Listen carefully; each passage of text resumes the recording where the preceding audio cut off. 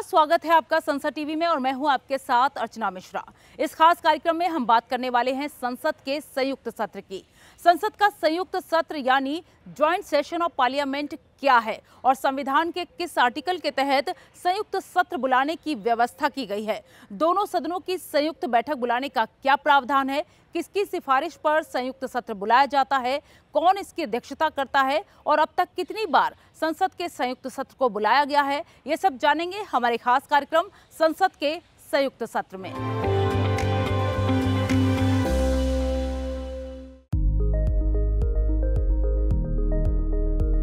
सबसे पहले ये जानते हैं कि संसद का संयुक्त सत्र क्या है। दरअसल किसी विधेयक पर संसद के दोनों सदनों, निम्न सदन यानी लोकसभा और उच्च सदन यानी राज्यसभा के बीच गतिरोध की स्थिति में संविधान द्वारा संयुक्त बैठक की व्यवस्था की गई है। यानी जब कोई बिल या विधेयक संसद में लाया जाता है तो उसे दोनों सदनों से पास कराया जाता है। कभी ऐसी भी स्थिति आ जाती है कि जब दोनों सदनों में से कोई एक सदन उस बिल का विरोध करे तो उस स्थिति में संयुक्त सत्र बुलाया जाता है। उसमें भी कुछ शर्तें लागू होती हैं। जब किसी विधेयक पर कोई मतभेद हो और उसे असहमति के कारण दूसरे सदन से पास करने को लेकर 6 महीने से ज्यादा का समय हो गया हो, तो ऐसी स्थिति में ज्वाइंट सेशन ऑफ पार्लियामेंट यानी संसद का संयुक्त सत्र बुलाया जाता है। संसद का संयुक्त सत्र कॉन्स्टिट्यूशन के आर्टिकल 108 के अंतर्गत बुलाया जाता है और ये सत्र विशेष परिस्थितियों में जब कोई बिल एक हाउस से पास होने के बाद दूसरे हाउस में 6 महीने से ज़्यादा तक पेंडिंग रहता हो और पास ना हो रहा हो, तो ऐसी स्थिति में संयुक्त सत्र बुलाकर उसको पास करने की, जो बिल है उसको पास करने की व्यवस्था की जाती है। अब बात आती है कि कौन बुलाता है संसद का संयुक्त सत्र। राष्ट्रपति द्वारा संसद की संयुक्त बैठक बुलाई जाती है। संयुक्त बैठक की अध्यक्षता लोकसभा का अध्यक्ष करता है और उनकी अनुपस्थिति में लोकसभा का उपाध्यक्ष ये दायित्व निभाता है। यदि वह भी अनुपस्थित हो तो इस स्थिति में राज्यसभा का उपसभापति इस दायित्व को निभाता है और यदि इनमें से कोई भी उपस्थित न हो तो दोनों सदनों की सहमति से संसद का कोई अन्य सदस्य इसकी अध्यक्षता कर सकता है। यह सत्र लोकसभा बुलाती है, जिसमें कि लोकसभा के स्पीकर उसको प्रिसाइड करते हैं और लोकसभा के सेक्रेटरी जनरल उसका नोटिस निकालते हैं, जो प्रेसिडेंट की तरफ से संयुक्त सत्र बुलाने के बारे में मैसेज आता है। तो उसके बाद में ये सारी कार्यवाही लोकसभा में होती है। किसकी सिफारिश पर बुलाया जाता है संसद का संयुक्त सत्र? संसद का संयुक्त सत्र प्रधानमंत्री, काउंसिल ऑफ मिनिस्टर की सिफारिश पर बुलाया जाता है।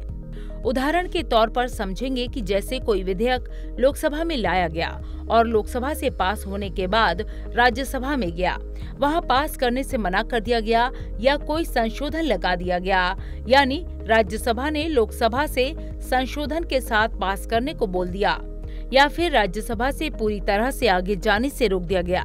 ऐसी स्थिति में अगर वो विधेयक पास होना बहुत जरूरी है तो प्रधानमंत्री और काउंसिल ऑफ मिनिस्टर राष्ट्रपति से अनुरोध करेंगे कि संसद का संयुक्त सत्र बुलाया जाए। संसद का संयुक्त सत्र बुलाने का प्रावधान संविधान के आर्टिकल 108 में है। इस प्रावधान के तहत लोकसभा से पारित किसी सामान्य विधेयक को राज्यसभा की मंजूरी न मिलने की स्थिति में संयुक्त बैठक के जरिए उसे पारित किया जा सकता है। अब जान लेते हैं कि किन विधेयकों पर संयुक्त सत्र नहीं बुलाया जा सकता। संविधान में धन विधेयक की आर्टिकल 110 में बात की गई है और संवैधानिक संशोधन विधेयक पर आर्टिकल 368 में बात की गई है। धन विधेयक में लोकसभा से पास होने के बाद 14 दिन का समय मिलता है पास करने के लिए और अगर पास नहीं होता तो खुद पास माना जाता है, जबकि संवैधानिक संशोधन विधेयक दोनों सदनों से स्वतंत्र रूप से पास होना जरूरी है। आर्टिकल 368 की परिभाषा यही कहती है। जो मनी बिल हैं वो और जो कॉन्स्टिट्यूशन से संविधान के संशोधन संबंधी बिल है उसके बारे में संयुक्त सत्र नहीं बुलाया जा सकता। ऐसा इसलिए है कि जो मनी बिल होते हैं वो उसे पास करने की जो पूर्ण रिस्पॉन्सिबिलिटी और उत्तरदायित्व होता है वो लोकसभा का होता है।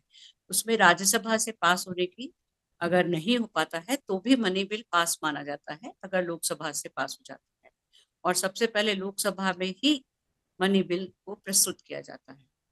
और जो संविधान संशोधन है उसमें चूंकि हर हाउस से बहुमत लेना होता है, इसलिए उस संविधान संशोधन पर भी ये बिल संयुक्त सत्र नहीं बुलाया जाता। धन विधेयक के संबंध में संयुक्त सत्र की भूमिका की बात करें तो संविधान के अनुच्छेद 110(3) के अनुसार कोई विधेयक धन विधेयक है या नहीं, इसका निर्धारण लोकसभा अध्यक्ष करता है। राज्यसभा धन विधेयक को अधिकतम 14 दिनों के लिए अपने पास रख सकती है। इस अवधि में राज्यसभा धन विधेयक को संशोधन या फिर बिना संशोधन के साथ लोकसभा को लौटाने को बाध्य है, जबकि लोकसभा इन संशोधन प्रस्तावों को ठुकरा सकती है। यदि 6 महीने तक बिल सपोज लोकसभा से पास होकर के वो राज्यसभा में गया है और 6 महीना लैप्स हो गया और राज्यसभा में पास नहीं हुआ है, तो वो बिल संयुक्त सत्र में संयुक्त जॉइंट सिटिंग के लिए एलिजिबल हो जाता है। और उसमें यदि कोई संशोधन के साथ राज्यसभा ने लोकसभा में भेजा है और उसमें परिवर्तन चाहती है सरकार, तो उसमें भी जॉइंट सेशन बुलाया जा सकता है, क्योंकि जॉइंट सेशन में पास कराना एक अलग प्रक्रिया है और उसमें कोरम होता है, 1/10 ऑफ द मेंबर्स का कोरम होता है, और उसमें यदि वो बिल पास हो जाता है तो फिर उसमें राष्ट्रपति की असेंट ली जाती है और वो बिल पास माना जाता है। अब जान लेते हैं कि संसद के संयुक्त सत्र को कब कब बुलाया गया। संसद के गठन के बाद से अब तक संसद ने दोनों सदनों के बीच मतभेदों को हल करने के लिए केवल 3 संयुक्त बैठकों का आयोजन किया। संसद की पहली संयुक्त बैठक का आयोजन वर्ष 1961 में किया गया था, जब तत्कालीन सरकार को राज्यसभा में बहुमत होने के बावजूद दहेज निषेध विधेयक 1959 के मामले में हार का सामना करना पड़ा था। संसद की दूसरी संयुक्त बैठक वर्ष 1978 में आयोजित की गई, जब राज्यसभा द्वारा बैंकिंग सेवा आयोग निरसन विधेयक 1977 को अस्वीकार कर दिया गया। संसद की तीसरी संयुक्त बैठक का आयोजन वर्ष 2002 में किया गया था। 2002 में पोटा कानून यानी आतंकवाद निरोधक विधेयक 2002 के राज्यसभा में पारित नहीं होने पर संयुक्त बैठक बुलाई गई थी। Honorable Deputy Speaker, sir, with your permission, I beg to move that the bill to make provisions for the prevention of and for dealing with terrorist activities and for matters connected therewith, as passed by the Lok Sabha and rejected by the Rajya Sabha, be taken into consideration for the purpose of deliberating on the bill. उस bill का महत्व होने की वजह से ही जो सरकार है वो काउंसिल ऑफ मिनिस्टर के माध्यम से उसको जॉइंट सेशन के लिए सिफारिश करती है और प्रेसिडेंट के रिकमेंडेशन के बाद में ये पूरी कार्रवाई की जाती है।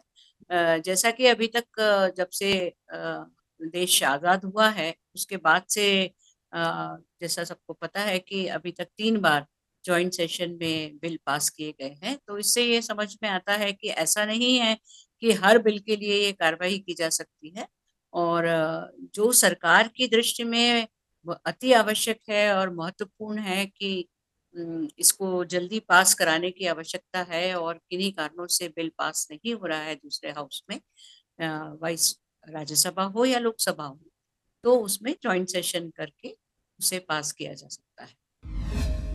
वर्ष 2008 में महिला आरक्षण बिल के लिए संसद के संयुक्त बैठक को बुलाया गया, जिसे गिना नहीं जाता। 2008 में जो महिला आरक्षण बिल लाया गया था, तो उसको उसको सिलेक्ट कमेटी में भेजा गया था। और दूसरा उसमें जो टेक्निकल पॉइंट है वो ये है कि उसमें संविधान संशोधन की आवश्यकता महसूस की गई थी, और चूंकि संविधान संशोधन के बिल जो हैं वो जॉइंट मीटिंग्स में पास नहीं किए जा सकते हैं, इसलिए उसको नहीं लिया जा सका। आइए अब जानते हैं कि सरकार को बहुमत होने के बावजूद कब कब हार का सामना करना पड़ा। राज्यसभा को कुछ मामलों में प्रतिगामी सदन के रूप में देखा जाता है, जब सरकार को राज्यसभा में बहुमत होने के बावजूद हार का सामना करना पड़ा। जब पूर्ववर्ती शासकों की प्रीवी पर्स को समाप्त करने वाले 24वें संविधान संशोधन विधेयक 1970 को लोकसभा द्वारा पारित करने के बावजूद राज्यसभा द्वारा अस्वीकार कर दिया गया। वर्ष 1989 में संविधान 64वां और 65वां संशोधन विधेयक, जिसमें स्थानीय सरकारों को सशक्त करने संबंधी प्रावधान शामिल थे, इसके संबंध में सरकार के पास बहुमत होने के बावजूद हार का सामना करना पड़ा था। संसद के दोनों सदनों में कब कब मतभेद देखने को मिले। वर्ष 1952 में राज्यसभा के सदस्यों को लोक लेखा समिति यानी पब्लिक अकाउंट कमेटी में शामिल नहीं करने के मामले में मतभेद देखने को मिले। वहीं आयकर संशोधन विधेयक यानी इनकम टैक्स अमेंडमेंट बिल 1953 को धन विधेयक के रूप में पेश करने के मामले में मतभेद देखने को मिले। इसके साथ ही प्रमुख बंदरगाह न्यास विधेयक यानी मेजर पोर्ट ट्रस्ट बिल 1963 को राज्यसभा सदस्यों को शामिल किए बिना लोकसभा की चयन समिति को पेश करने के मामले में मतभेद हुआ। वर्ष 1954, वर्ष 1971, वर्ष 1972 और वर्ष 1975 में राज्यसभा के विघटित करने के लिए लोकसभा द्वारा प्रस्ताव पारित किए गए। हालांकि इस प्रकार के प्रयास विफल रहे।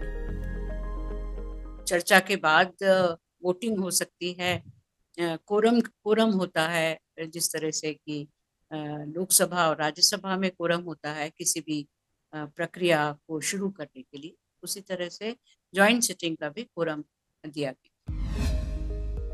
अब जान लेते हैं कि संयुक्त बैठक में कौन से महत्वपूर्ण विधेयकों पर व्यापक चर्चा की गई। कुछ विधेयकों जैसे भ्रष्टाचार निरोधक विधेयक यानी प्रिवेंशन ऑफ करप्शन बिल 1987 को पास करने में राज्यसभा द्वारा बहुत लंबा समय लिया गया, क्योंकि वह इन विधेयकों पर व्यापक आम सहमति बनाना चाहती थी। हालांकि कुछ मामलों में जैसे 25 अगस्त 1994 को सरकार का राज्यसभा में बहुमत नहीं होने के बावजूद एक ही दिन में 5 संविधान संशोधन विधेयक पारित किए गए। राज्यसभा ने लोकसभा द्वारा पारित कई विधेयकों में संशोधन भी किए और इन संशोधनों को लोकसभा द्वारा स्वीकार भी किया गया। जो बिल राज्यसभा में इंट्रोड्यूस होते हैं वो चलते रह सकते हैं। जैसे नई लोकसभा आती भी है तो वो राज्यसभा का बिल लोकसभा में आकर डिस्कशन होकर पास हो सकता है, पर यदि कोई बिल लोकसभा में इंट्रोड्यूस हुआ है पहली बार, तो जब लोकसभा डिसोल्यूशन होता है तो वो बिल लैप्स माना जाता है। अगर मान लीजिए उस बिल को आपको पास कराना है तो फिर दूसरा बिल आएगा लोकसभा। तो ये सरकारें इस बात का ध्यान रखती हैं कि कौन से बिल हैं जिसको कि वो पहले लोकसभा में लाएंगी, ताकि वो लोकसभा के टर्म के रहते रहते पास हो जाएं, और जो इम्पोर्टेंट बिल्स हैं, और यदि कोई बिल जिसको वो जीवित रखना चाहते हैं वो पहले राज्यसभा में प्रस्तुत होते हैं। तो साफ है कि मतभेद और असहमति के चलते यदि कोई विधेयक 6 महीने तक संसद के दोनों सदनों से पारित नहीं हो पाता तो उसे संयुक्त बैठक में लाया जाता है और संयुक्त सत्र में संसद के दोनों सदनों के सदस्य बिल के प्रावधानों पर चर्चा करते हैं, जिसके बाद विधेयक को पारित कर दिया जाता है, बशर्ते कि वे धन विधेयक और संविधान संशोधन विधेयक नहीं होना चाहिए। इस खास प्रस्तुति में इतना ही। आप देखते रहिए संसद टीवी। नमस्कार।